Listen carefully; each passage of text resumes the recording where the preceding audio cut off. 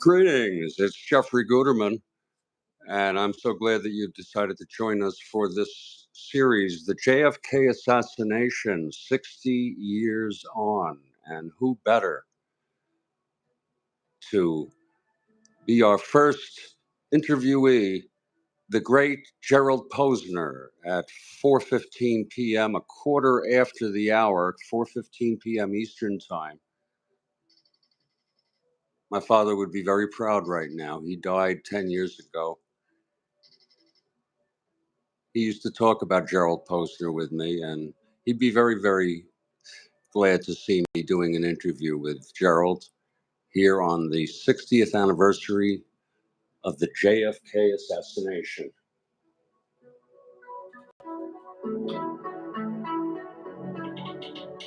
Stand by, please. We'll be starting in just a few minutes.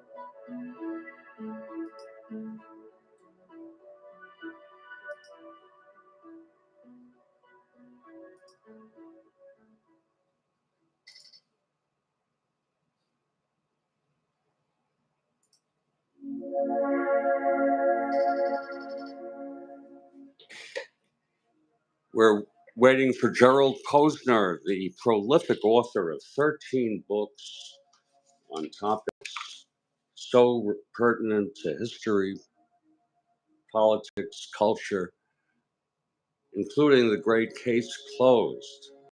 And I urge you to read this. All you have to do is Google it. Case Closed by Gerald Posner, the definitive account of the JFK assassination. And I'll let him speak to it. But please read it. You can get it online. You can even get it Audible. And it's really worth the read. This is the 60th anniversary of the assassination of John F. Kennedy, our 35th president. On November 22nd, 1963, I was in kindergarten. We were in a semicircle during reading time. Miss Fessel, our teacher, was reading, and then suddenly an announcement came out over the intercom. The president has been shot. I immediately turned to Miss Fessel and I asked her, am I going to get shot? And that was the beginning of my journey in the JFK assassination. Gerald should be with us any moment now. Stand by. And please invite people. And if you have a question, you can raise your hand. I don't know if we'll have time for that, but we'll see. Stand by, please.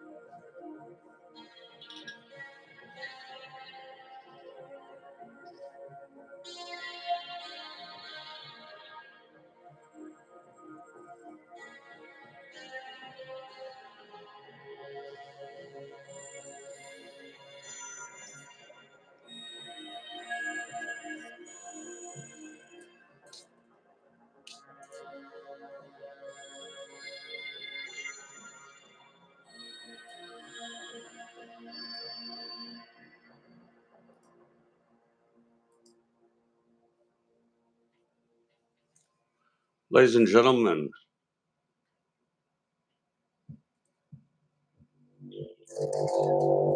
I want to welcome you to Gerald Posner, and what a pleasure it is to have you, Gerald. Great to be with you. I'm so glad you've made the time for this. I was just saying to everybody else, my father, who died 10 years ago, would be very proud because I told him that, I met Gerald Posner in a local coffee shop, and he was so nice. And my father would always ask me, "Have you seen Gerald Posner lately?" And he'd be very proud to know. Gerald Posner, the author of 13 books on so many topics: history, politics, culture, and of course, Case Closed. And I urge everybody to read this. It's 60 years now, Gerald, and I just want to know, to start us off right off the bat, what would you want to share to people, especially people like myself who remember when it happened? What would you want to share in terms of reflections you have? I know it's a broad question. Yeah, well, no, it's a good question, Jeffrey. I mean, I think that coming into the 60th anniversary, anniversaries always make me a little nostalgic. You think back, it reminds you of the assassination, and each one's a little bit different than the round ones. Tend to be a little bit more important, and I just keep thinking as I go around the web, as I look on X, as I see what's taking place, I just realize that there are like two different alternate realities about who killed JFK. There has been for a long time, but I think that we have especially a younger generation that is coming in that won't spend the time to look into it in detail. They don't have the time. There are 500 things hitting them at once, and so they're getting their facts in a very short and truncated way. And it's just unfortunate that it's become something of a board game, meaning, who killed JFK? You can go ahead and just come about with anybody you want. And what gets trampled in it, I just had an interview earlier today that I taped that'll be later this month with Clint Hill, who is the Secret Service agent who threw himself on the back of the limousine as was speeding, as you know, out of Dealey Plaza. Right. And, he describes in somewhat, very upsetting detail how Jackie Kennedy is sitting in that car. They're being buffeted by these high speeds. She's holding her husband, shattered head in her. We forget the human toll. How horrific it was. Yeah. And so I don't have a very good observation, except that I keep trying to remember of the human tragedy in this, and also for the country, how different we might have been had the assassin not been successful that day. I remain astonished by the whole thing. And you can go on YouTube, I'm sure you know this, and listen or watch so many channels, so many TV and radio recordings at the time. You know about that. That they have those archived. And I remain absolutely astonished. I thought in the time we have you, we can go look a little bit at your book, Case Closed, and maybe go through some of the most prevalent conspiracy theories. And just give people a quick primer on these. Yeah, absolutely. Let's do it. And Jeffrey, also, when you say that about, you can go on YouTube and see clips from the time and so many different clips. I have on my YouTube station in Boston Philharmonic, the conductor that day, it turns around and tells the audience that the president of the United States has been assassinated, and says that we will now play Beethoven's, funeral march. Now, you have to think, especially if you're young, we're used to getting, alerts on our phones. They come in all the time. We know the news the minute it happens, it seems, from 17 different sources. You have to go back to a day when you're sitting inside a public event and there are no alerts. Nothing's coming in on your watch or your phone. It doesn't exist. You get the news about this cataclysmic event, told to you by somebody, and then you hear the gasp, which you couldn't have today because there isn't the moment for the gasp of the audience. They're shocked, and you could hear them scurrying out and running to find out what happened. There are scenes in New York of a blind street beggar who is surrounded by people who are listening to his transistor radio to listen to what took place. There are pictures from the Long Island Railroad a day later about Kennedy having been killed. Everybody on the newspaper, on the train is reading the paper. You can see them up for rows down. So there are these, it's not just the events, but sort of it's a time capsule. Absolutely. Pre-digital. Absolutely. I'm glad you mentioned that, because it is not just the events, but it's the events that surrounded the events, and that includes the media. Jay Watson in particular from WFAA is remarkable. But just to go through these, and I have a few, and I thought maybe you could touch on them. The first one, and let me just list them, is the magic bullet. The second one is just all the conspiracies: CIA, Cuba, Castro, Russia, far right, Ruth Payne's connection to the CIA, the mob, which I know is your favorite. I know you say that's the one. And I always say to people, well, who's your defendant? And where's your evidence to indict? And you're not going to indict unless you're confident you're going to convict, unless you're Garrison.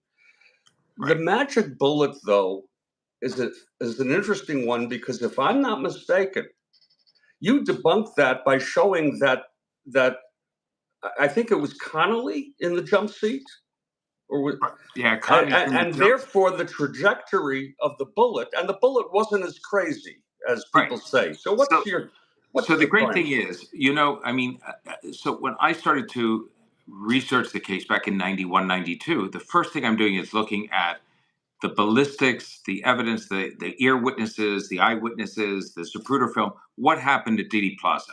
If you can establish that there were 4 shots or more at Dealey Plaza, you've got a conspiracy from the get-go. You don't know who did it, who was involved, but you know then from the ballistics that there's an absolute conspiracy. So the single bullet was a big focus of mine. And one of the things that was confusing in the early 90s, believe it or not, nobody had yet figured out how that bullet went through 2 men, Kennedy and then Connolly, inflicted a series of wounds, and emerged in pretty good condition when it was eventually found. Because the Warren Commission had the FBI try to do a reconstruction of that, and they would fire bullets into the side of like pig carcasses, and the bullet would come out all mangled. So people said, well, if you can't fire it into one animal and not have it mangled, how is it possible that it could be in that condition? And then Oliver Stone mocked it forever in his film, where he has it doing a left turn, a right turn, a somersault, hesitates. So what a clever sort of ballistics evidentiary courtroom team came up with was the idea that, we forgot. It's not hitting Connolly and inflicting all those wounds at the full speed it's fired from the rifle, 2,000 feet a second. It's slowing up as it goes through those 2 men. So it goes through Kennedy without hitting any bone. It slows. It's tumbling into Connolly. And they calculate what the speeds are when it's hitting Connolly's rib and wrist. Now, it's a theory.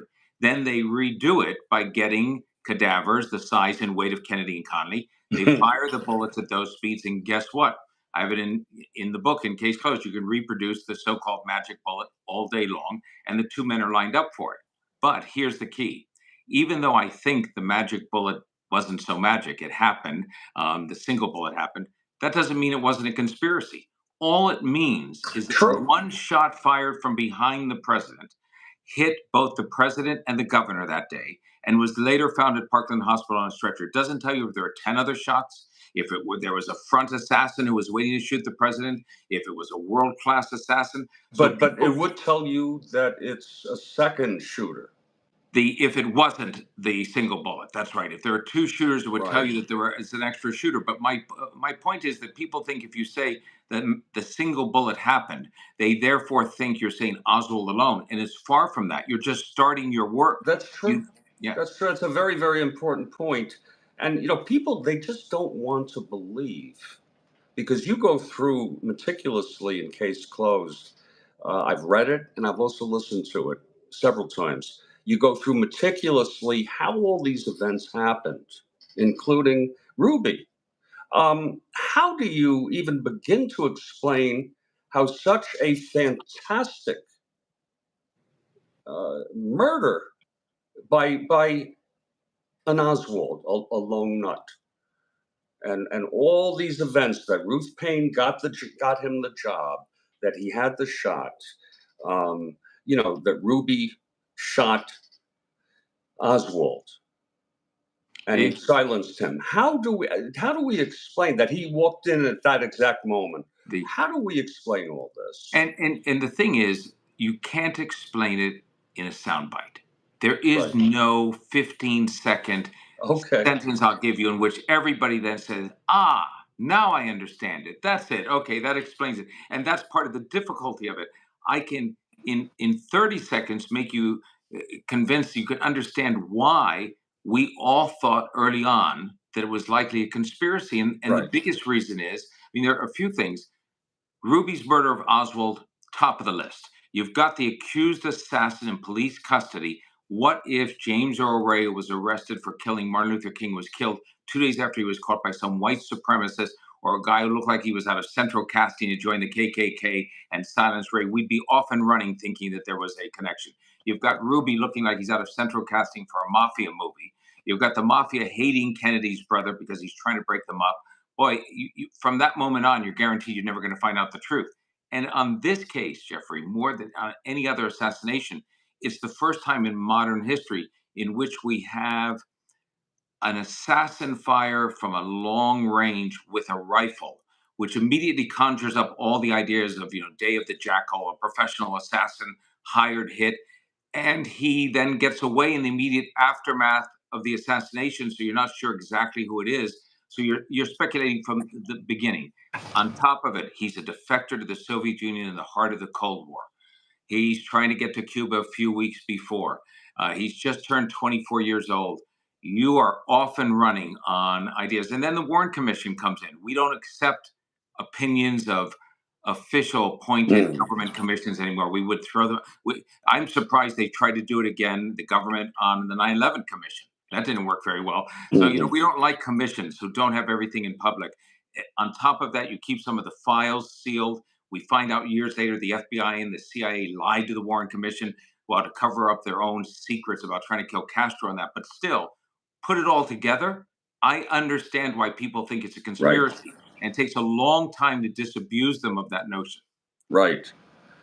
And also the basic idea which you've talked about is that people don't want to believe that an insect, a lone nut, changed history. They want to believe that it's something bigger. And for that reason, I think we're all prone to having a tendency.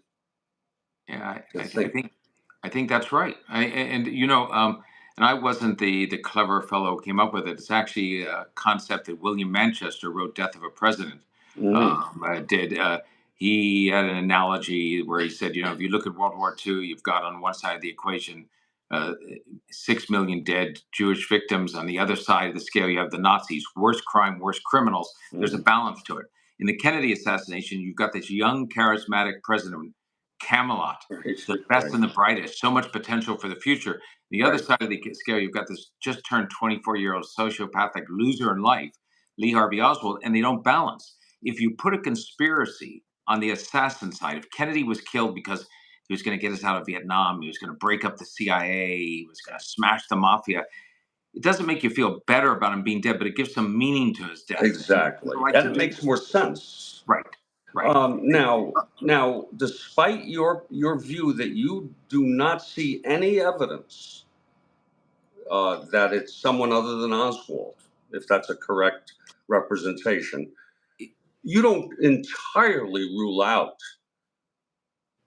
100% that it was a conspiracy. Yeah. Put it this way, I think so. People think because I think Oswald's the shooter that I think that there were no conspiracies at all brewing against Jack Kennedy. There were plenty of people that wanted him dead. If today someone stepped forward and killed an American president, we'd have to figure out what group's behind it: anti-abortionists, right-wing extremists, Islamicists, or did this person do it on their own, or were they motivated by someone else? So with Kennedy, the mob wanted him dead. There were disgruntled CIA people didn't like him. The KGB didn't like him after the missile standoff with Cuba.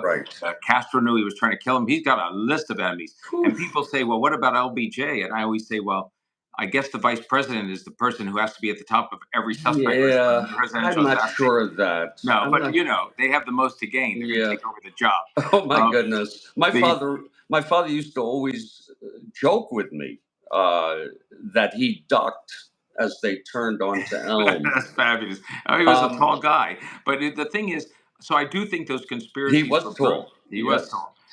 So the harder part of figuring this case out as an investigator, a researcher, a historian, whoever approaches it, and I know you're interviewing Larry Sabato and others coming up, Right. the is even if you're convinced that Oswald's the shooter, and I am, then the tougher question always is, did he do it for himself or did he do it for some group? And that's the part that's the harder element of that. But that's not where most people who think it's a conspiracy start at, Oh, because they take Oswald out of the equation. okay, okay. So you're punctuating it at he did the shot, and which I agree. After because I used to be a conspiracy theorist. Right. I used to before I read your book. Honestly, I swore it is a conspiracy. I believed, and my friend Bijan Bayne has a question for you. Absolutely. And before Bijan asks that, if I can, He's not coming on. I'm gonna recount it for you. okay, But no, go you ahead. count it, and Go I'll say ahead. something. No, go ahead.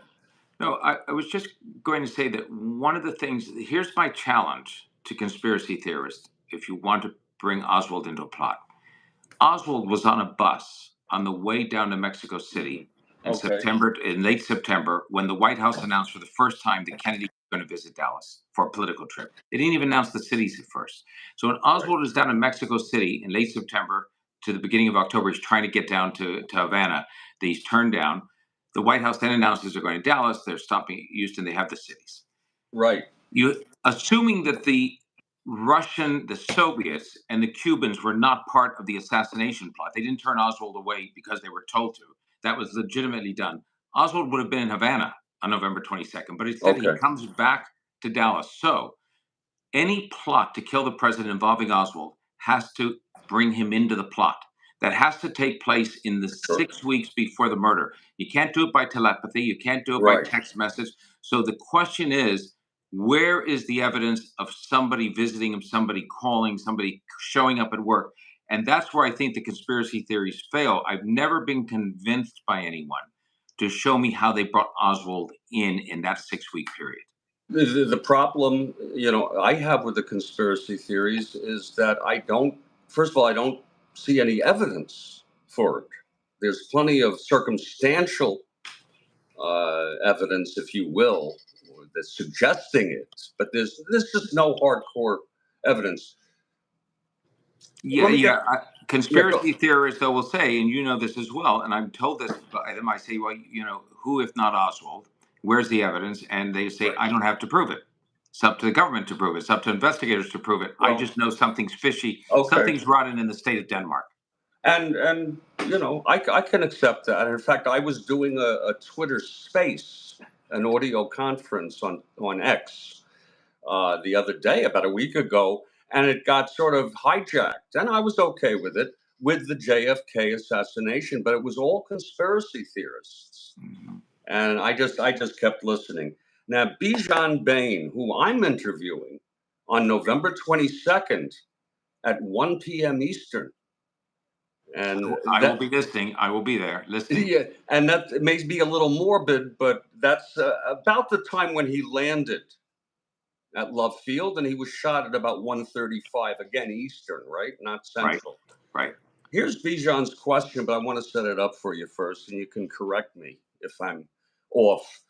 Oswald finally, after we assume he shot the president, he left the depository. He took a cab, and then that was stuck in traffic. He took a bus and then a cab. Finally, he got home. He changed his shirt. He put on a jacket. He took his handgun. We have to assume. Now, I have you here. I know what you're going to say. First of all, this is not the question, but we have to assume he knew he shot the president. Well, he was in flight. He knew he did. He was in flight from something. So I always say, no matter what you want to say, even if you don't think he shot the president, he was involved. Whether he even brought the gun in that day, he knew something, or he wouldn't have had to be in flight. But all the evidence with the gun. Right. No, I One person understand, said at a minimum, that wasn't his gun in my but people, space. right, but people say it's a total pass. He knew nothing. Right. If he's a total pass, he's Oh, not in flight. he leaves the boarding house, I assume, and he has a slight change of clothes. He has a handgun, and he encounters an officer, J.D. Tippit, who, by the way, I don't know if you heard this. You know what his nickname was? I don't think I know that. JFK. I did not know that. You verify it for yourself, but Right. I've heard this. I've heard, That's because he kind of fabulous. looked like JFK. That's a good tidbit. Yeah, here is the question from Bijan. Why did his encounter, and this is verbatim, why did his encounter with Tippit escalate into murder? It's a great question, and the unfortunate part is we'll never know because Oswald takes that secret to the grave with him. And this is such an important part. I'm so glad Bijan asked this. Anybody who is looking for 100% certainty and answers about all of the ins and outs of the case and motivations, you're not going to get it. Now, unfortunately, there's some point at which we're trying to figure things out from Oswald's perspective without the ability to ask him because he's killed by Ruby 2 days later. And what's fascinating about the stop, that when you ask the question, why did it escalate so fast? Mm-hmm. It wasn't escalation from the perspective of J.D. Tippit, the cop. He pulled his car over, and he wasn't the only officer. There had been a bolo that put out before based upon a construction worker who had looked up and seen actually Oswald doing the shooting, but it was very generic, mid-20s, brown hair, Caucasian. Now, 3 or 4 other Dallas police cars stopped people before Tippit did, who fit the general description, Okay. and just to ask them. That I didn't know. Yeah, that's very interesting. And Yeah, so, I think you probably mentioned that in your book. I do mention in the book Yeah. because I think, I've had people say, wow, Tippit must have been the guy sent out to kill Oswald, and Oswald killed him first. Okay, what's interesting about that theory is, guess what? Tippit doesn't step out of the car, according to almost a dozen witnesses, with his revolver drawn. He Right. steps out without that. And he also does not follow the procedure of the Dallas Police Department, which is to call in on the radio if you think you're stopping a possible suspect. So it was just what they call an information stop. No big deal. Doesn't call in on the radio. Gets out of his car without drawing the pistol. But for Oswald, think of this. He has just pulled off the most successful thing he's ever done. I hate to use success when it comes to the death of the president. Right. He pulled off the assassination of the president. He doesn't know for sure if he's dead or not, but he got away in the aftermath. His adrenaline has to be going through the roof. He's picked up his pistol. A cop stops him. He can't figure out why that's happened, and he doesn't stay around to ask. He pulls out his gun and starts to shoot him and kills Tippit in front of him. So the answer to Bijan is, I think it's pure instinctive survival for Oswald. He's doesn't have the time to calculate it. He must be stunned that a cop is stopping him, but that throws off everything. And the thing about that I personally find so frustrating, and I don't mean to minimize Tippit's death, it's a terrible thing, is it takes away for us knowing where Oswald was going. He must have had an escape plan. He didn't do this as a suicide mission. Okay. He had some I warped idea hadn't where he was thought of going. that either. All right. So some people think he might have been going. There's a bus stop that wasn't far away where he had enough money on him to get a bus that would have gone to Monterey back to Mexico. We don't know. But wherever he was going was interrupted by Tippit, and then it's just a matter of trying to stay away from the cops, which doesn't work. And by the way, going into the theater was a foolish thing because, and again, he made his mind must have been racing. He, like you say, the adrenaline, but that's going to attract attention to go in. He didn't buy a ticket; he just went in. But it would have worked if it hadn't been for the fact the person who was selling tickets at the front, the girl was in the front of didn't notice him do that. It was just great. But that's that's her job. So therefore, he should have bought a ticket. That's true, but even better, she missed him. The only reason she was told that he got in without buying a ticket was because a fellow had followed him from the shooting at a safe distance to see where he was going. He saw him go into the theater, and then he said to the sales ticket, person at the movie theater, by the way, I didn't know this. Yeah. So what's do you know his name? I forget right now the fellow who followed. I'm going to research that Yeah, the because he is a integral part of what led to his arrest. No, without him following Oswald, Yeah. then we wouldn't be saying the theater, the ticket, the theater was a bad idea because it would have worked. Well, we don't know. We don't Well, it know would have worked at exactly least what for a would have while. happened. He may have done something later. That's true. No, that's Um, true. But I mean, so it's just the serendipity And of. you see how we can get into the just uncanny details of every step here. Now, back to Bijan's question. You know, you described in pretty vivid detail what happened. But you know, with the car there and him coming out, not calling in, making an informational only approach. But the why, you know, I always tell Bijan when he raises this question is he panicked. Yeah, yeah. I mean, what else could it be? Yeah, I think that's right. He thinks he's being stopped for the assassination of the president, and he's Exactly. not. We could use any sort of metaphor. He panicked. Yeah, I think you used a different word. I mean, I think it's this. He doesn't have the time to think it out, so it's He an doesn't have the instinctive time to response. think it out. He had the handgun. Okay. What is fascinating, and we'll never know this because Tippit's dead, is what was it about Oswald that of all the mid-20s Caucasian Well, brown-haired suspects made you stop him, as with the others? Because how many were there? 5'10" Caucasians. There weren't many walking around, were there? Well, the interesting thing, that's right. Dallas is not a very friendly pedestrian town. Not in the area Oswald was walking as well. And he was walking at a pretty good clip, I would imagine. He's not, this isn't a slow pace, Absolutely. leisurely walk. And so for whatever reason, Tippit was suspicious enough to pull him over, but not suspicious enough to call it in. We only have a few minutes. And I want to thank you so much for being here. It's not a lot of time to get into something that requires so much detail. But could you leave us with? I know I don't want to put you on the spot, but you told us some very helpful things about where to punctuate the investigation and looking for the evidence and conspiracies. Is there anything you haven't mentioned to us that you think a new person might find helpful? Yeah. And I mean, and I could run with you for another 10 minutes, by the way. I'm good. okay. I'm good. Great. And I pushed somebody back a little bit. And you're very sought after this month. No, only this month. And then nobody returns a call after this. And my wife, Trisha, who, works with me and listens to the interviews and everything, she was so happy when it was a year or two after case closed. She thought she'd no longer have to live with Lee Harvey Oswald, and he keeps getting resurrected every year, it seems like. It's almost like the accountant. That's exactly right. But unfortunately, I've had to be working with my accountant throughout the year now. But go ahead. Yeah. So I think that one of the things is, there was a poll. We can't settle the assassination by public opinion polls, but there's a poll taken 8 or 9 months ago that showed 35% of people thought it was a lone assassin. And a number of people who don't follow the case said to me, "Oh, that's a terrible number. Aren't you disappointed?" I said, "No, actually, I'm pretty pleased because it's been as low as 5% after the Stone film in 1990. No one thought it was a lone assassin."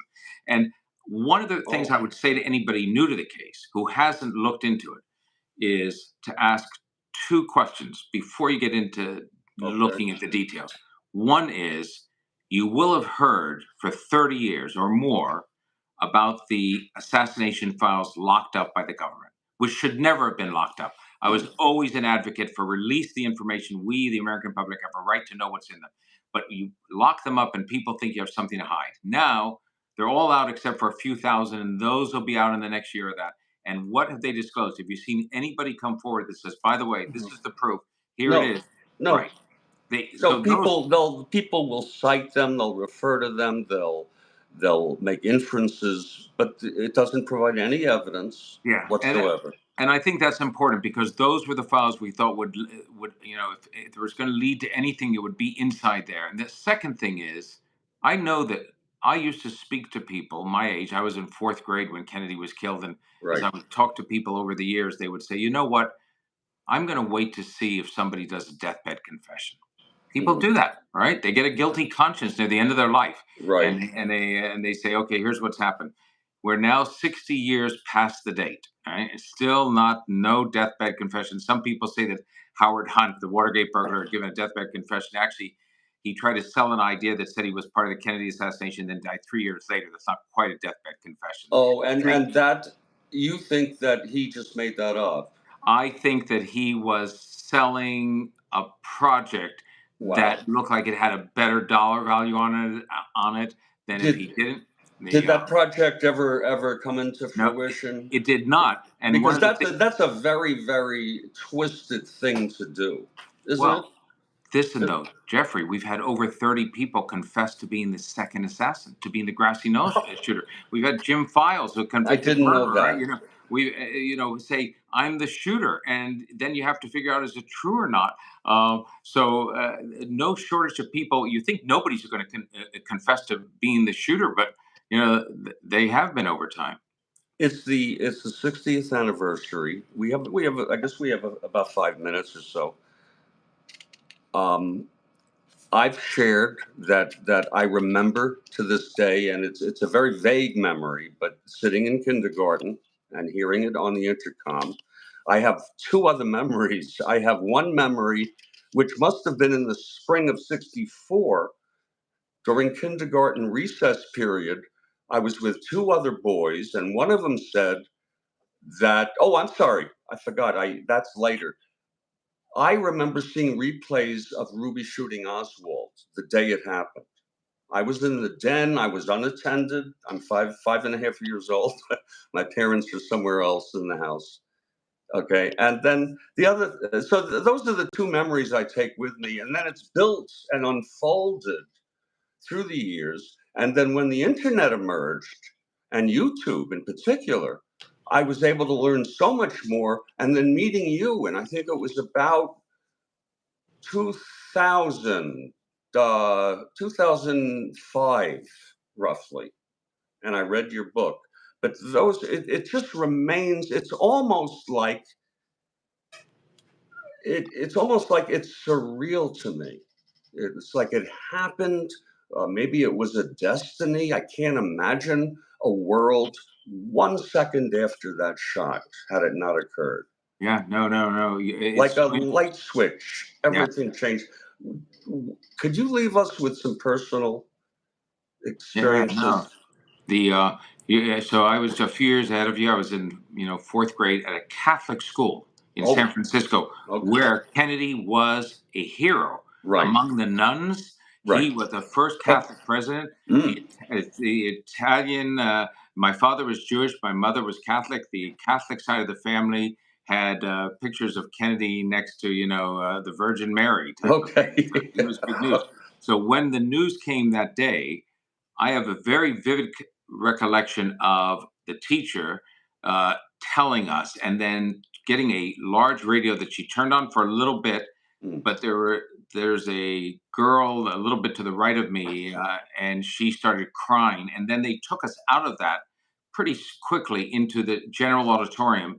And not long after, our parents came to pick us up. It was the first time, Jeffrey, I ever had seen my mother or father cry. It was the mhm. first, never saw that. First time I saw adults cry. And as a kid, you can't really understand, right, what it means with it.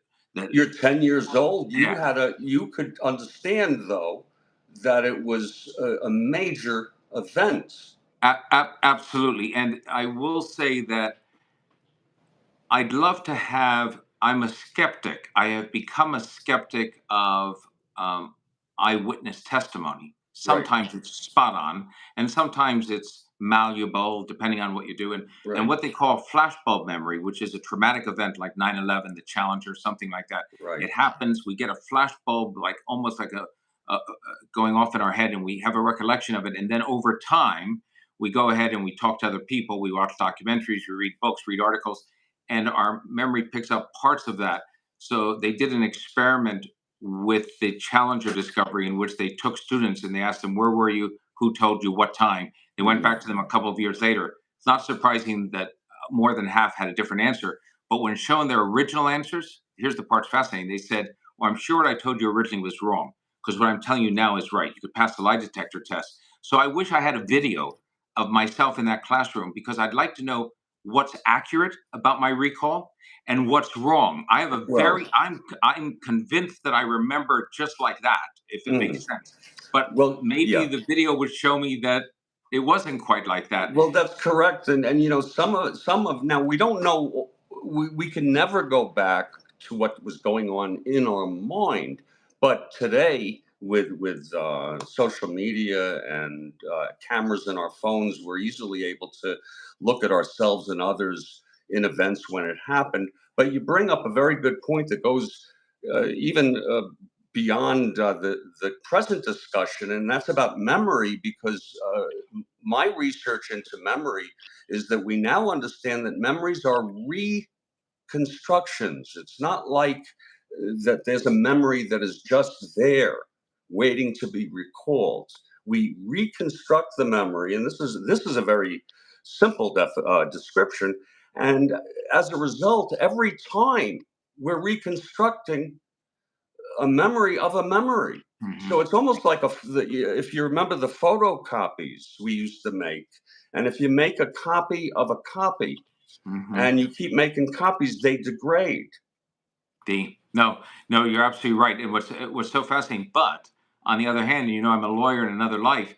Eyewitness testimony carries dramatic persuasion in a courtroom. Yes. If the victim points at the defendant and says, that's the person who attacked me, and I will never forget what they look like, juries are often persuaded by that. So, you know, I look at the, you have to take all the eyewitness testimony. But what you said before, is there something else? Every time I watch the Zapruder film, and I've watched it too many times, but there is a moment at which, because we know what is coming, there's a part of me that wants to stop it. You want to turn the car around. When it turns off of Houston onto Elm. Yeah. And it's coming down. I'm thinking this is two different worlds.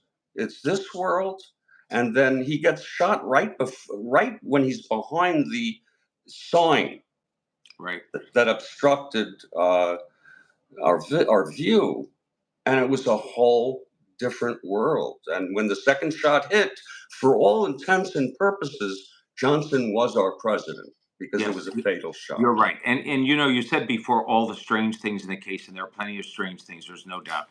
But think about this. If you were writing a novel about the assassination of a president, and you said, okay, we'll have him shot from long range by an assassin with a high-powered rifle.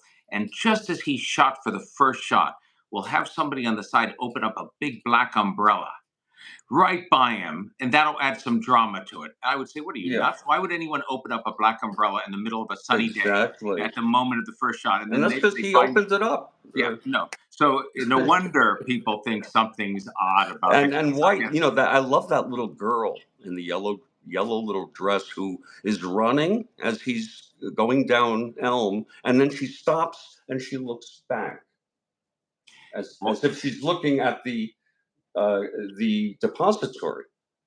And you know, my wife and I don't have children, but we have godchildren. We've seen them grow up. And I know one thing: if you take children to an event, a public event that's a big thing, they keep their eyes on what's happening, though, on the big thing. They don't turn around and look away from it unless something's happened. And the only thing that was happening, there's nothing that was happening in terms of visible. It's the sound. It's that rifle shot that causes her to move back up and look toward the general direction where she hears it. It's a fascinating indicator about the timing of that shot. And then you see the Secret Service agents, Mrs. Kennedy, the others within an 18th, a ninth of a second are following little, you know, Rosemary Willis and looking up to that direction.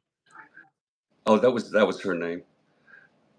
Rosemary Willis, that was her name. There was something haunting about that. Yeah, because I've looked at replays over and over. I want to thank you for being with us so much. I hope Bijan will be satisfied with your answer.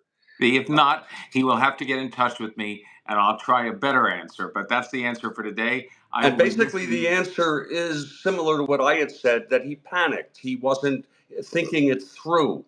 It certainly wasn't the plan. That we know. Okay. Bijan, I hope that is satisfactory. It makes sense that he would do it. Me. Yeah. Thanks so much. Thank you, Jeffrey. Thank you as always. I hope to be in the YouTube audience watching. Subscribe to you and watching as you do some of these other interviews coming up. Okay. Thanks a lot. Thanks for your time. Have a great day. You too. Yep.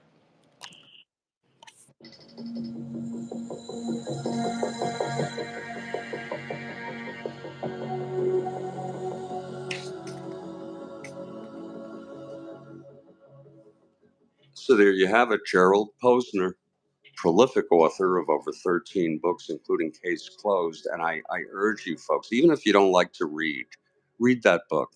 And if you really don't like to read, get the audiobook. It's very inexpensive. Listen to it. It's really worth listening to. And he's very kind and very, very knowledgeable.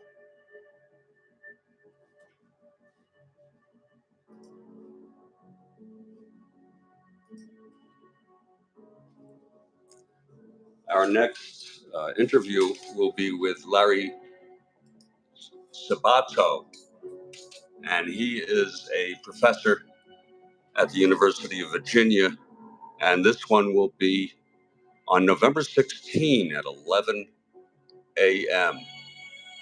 It's all on my YouTube channel. You can check it out, and we'd love to have you join us. I see Bijan in the text. I'll go look at this again to see if read your text to see what your response was. I couldn't pay attention as I was in the interview. It was a little surreal for me. Stay strong, everybody. Stay well. And I'll catch you next time.